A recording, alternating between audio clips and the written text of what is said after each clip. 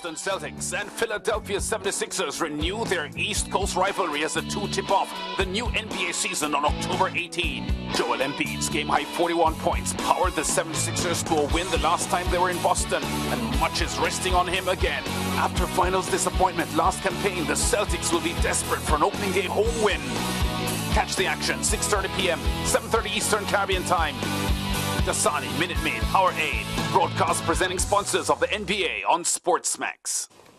All right, so the word is out. The NBA returns October 18. Boston Celtics will be looking to put behind them the disappointment of last season when they battled East Coast rivals Philadelphia 76ers. 9 games are set for Saturday and Sunday. Well, no, I'm racing ahead. Yeah, so the basketball, right. So 76ers and the Celtics in basketball action Tuesday, October 18, opening night. And, of course, the tip-off. We wouldn't be the home of champions if we didn't have the start of a league that Mariah has been craving for the return of. And, yeah, the NBA comes back and a lot of people will be happy. All right? Do we talk some football now?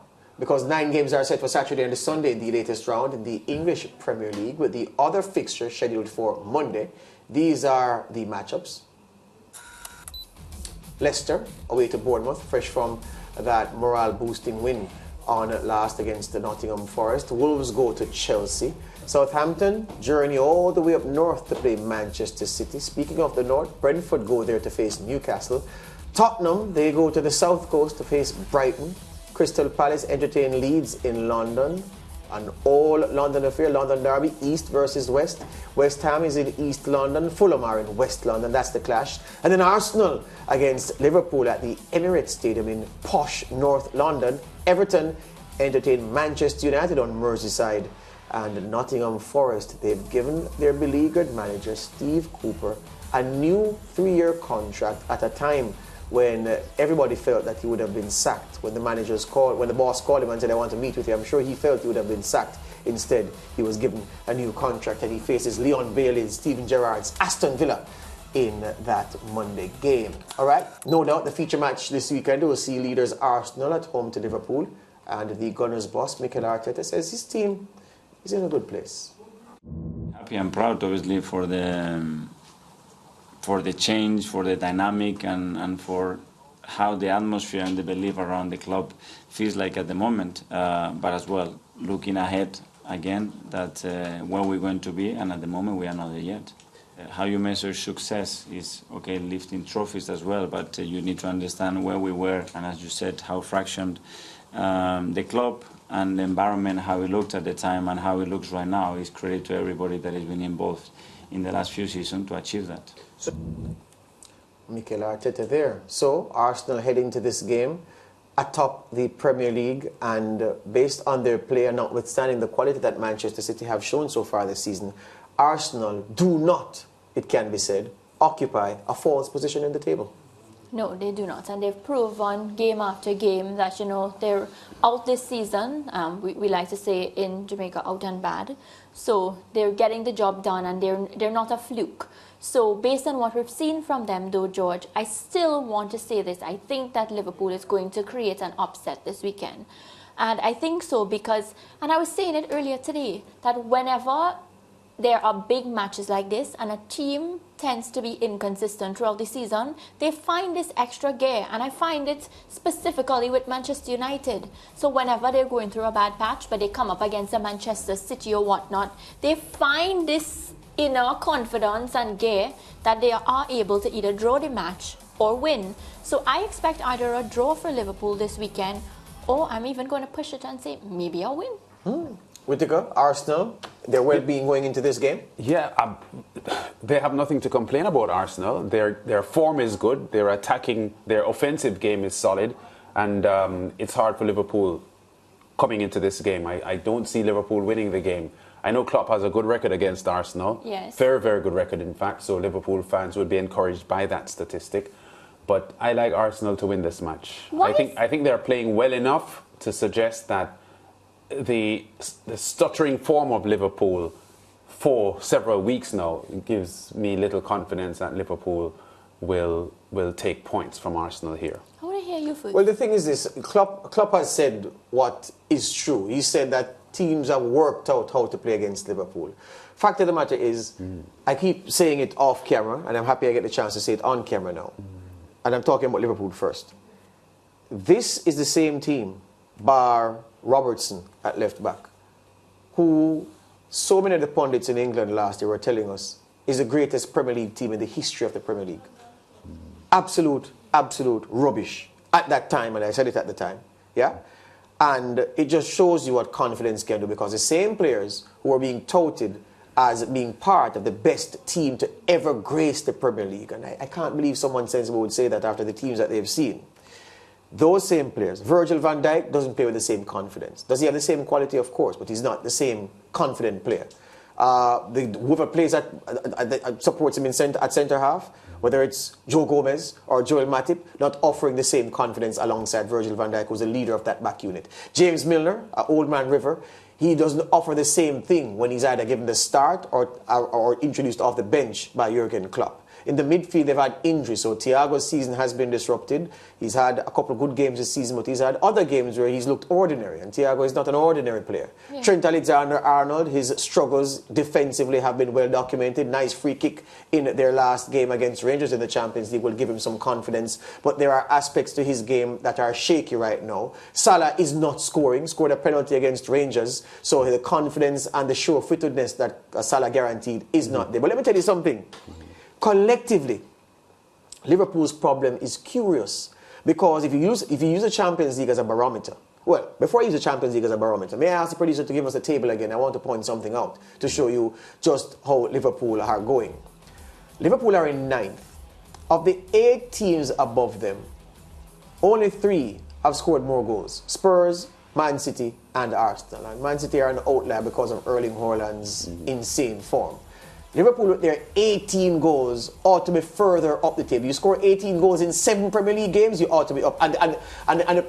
But so my producer says they scored 9 in one match, but the other teams would have played other teams and they didn't score 9. So that's not a criticism to say Liverpool scored 9 in one match. Fact is, they've played a game less than everybody above them except Brighton, Chelsea, and Man United, and they have 18 goals. The fact is that they know where the goal is in some games, but they don't know where the goal is in other games. In the Champions League, Liverpool entered this match day with the most shots on target of all the teams in the Champions League. More than City, more than PSG, more than everybody else. Yeah, which would be encouraging for Klopp. But here's the part of the statistic. Yeah. So they had more goals on target, 17, shots, yeah, heading into match day 3 than every other team, but they only scored 3 times from the 17 shots on target. That shows you that their main man, Salah, is not firing. It's an issue of confidence because Salah's quality cannot be questioned. So collectively, Liverpool are not the same confident, all-conquering side, and the men who used to come off the bench and give them that impetus, they are not producing.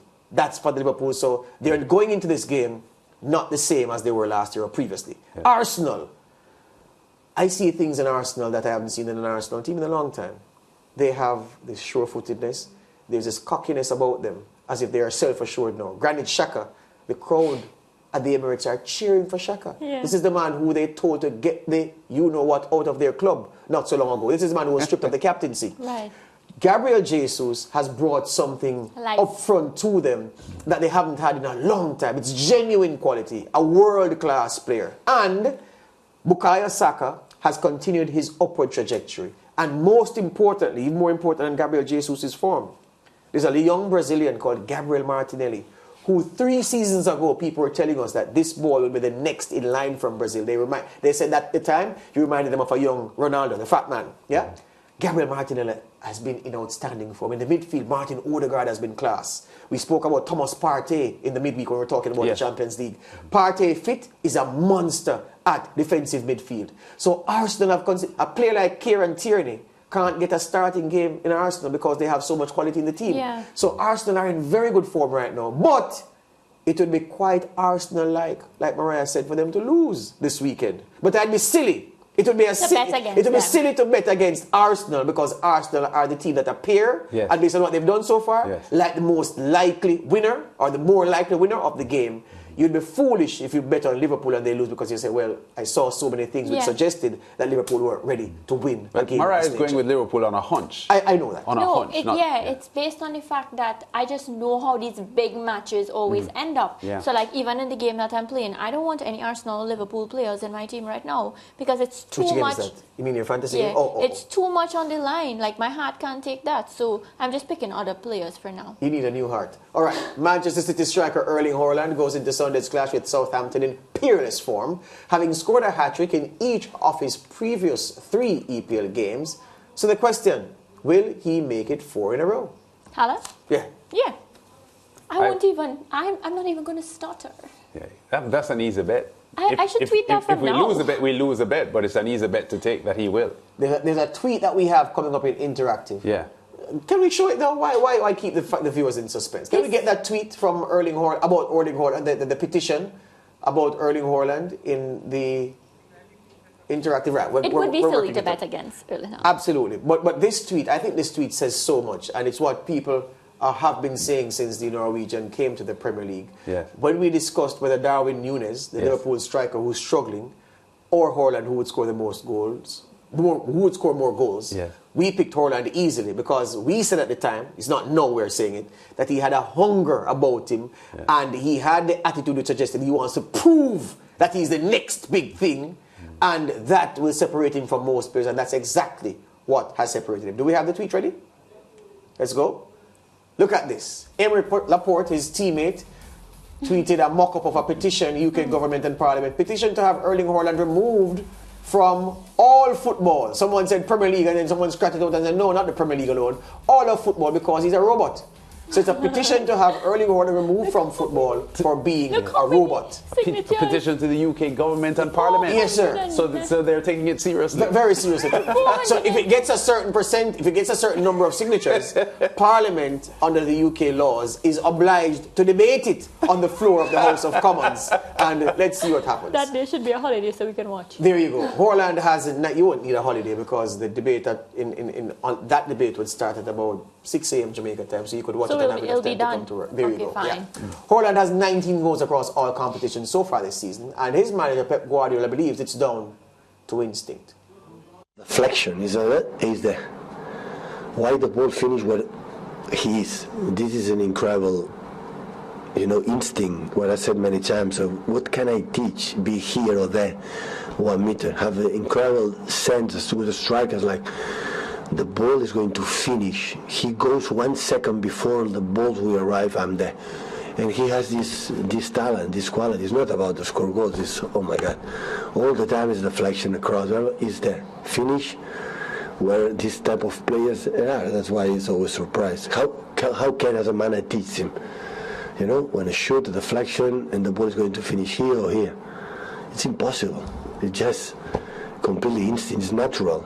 And I said many times recently, he did it in Norway, in Austria, in Germany, he's doing here. You don't have to say anything. It just move like you smell it. So that's why.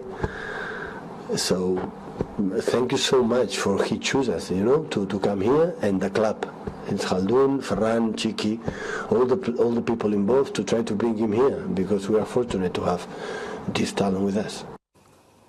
For all the great goal scorers that we've seen in the EPL, and we've seen many, there are so many similarities between them and Haaland, and yet there are differences. Alan Shearer scored many goals inside the box, but many goals outside the box because he had such a hard shot. Thierry Henry scored many running from mazy dribbles outside the box, just outside, curling it in, stroking it in. Inside the box, he was deadly as well. Ruud van Nistelrooy was useless outside the box, but inside the box he was certain. Sergio Aguero could fire them in from anywhere. I'm going to call Jermaine Defoe a great Premier League goal scorer because he was different. Haaland has elements of his game which you've seen already. But there is something about it that you say, but I've never seen anybody in England like this. And but he has all of what you just said. But that's the point I'm making. Yeah. That's what I said. We've seen those already, but he has all of those in the package that he presents, but then he has some more that you've never seen. Yeah, and he has this extra flair about him, and I think what I like personally about him is his story with his dad. So seeing that his father used to play for the club before, now the son is here, and you know, to me that's just a very, very sweet story, and I hope that he continues to excel. I was intrigued by Pep Guardiola's body language just now in the press conference. It's almost as if he had an adrenaline rush talking about Haaland. You know, like a little 4-year-old boy who gets a toy that he so enjoys. You could just see how excited he is to talk about Haaland. And we know that Pep has scored some great, trained some great players, coached some great players over the past decade and more.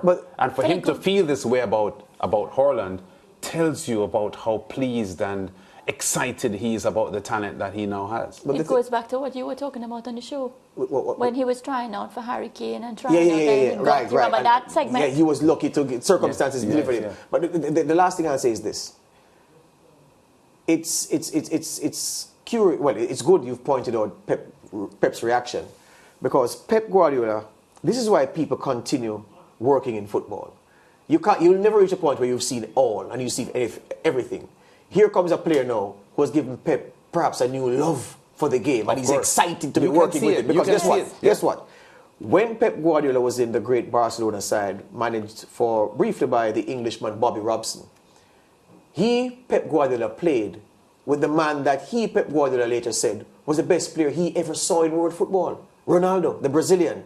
He said, Guardiola has said time and again, that Ronaldo was the greatest player he ever saw, because he never played with Maradona, so Maradona came before, and he had a special regard for Maradona, but he said Ronaldo could do everything. Then Pep trains Lionel Messi and says, oh my God, but Lionel Messi is the greatest player I've ever seen. And now he's playing with a goal scorer who looks to be on the track to eclipse, in terms of goal scoring, what the legendary Ronaldo did and what Messi would have done in his time with Pep at Barcelona. This is why we keep loving the game, because we get new wonders week in, week out, season after season, cycle after cycle. The producer says we're taking too long. We should go to a break.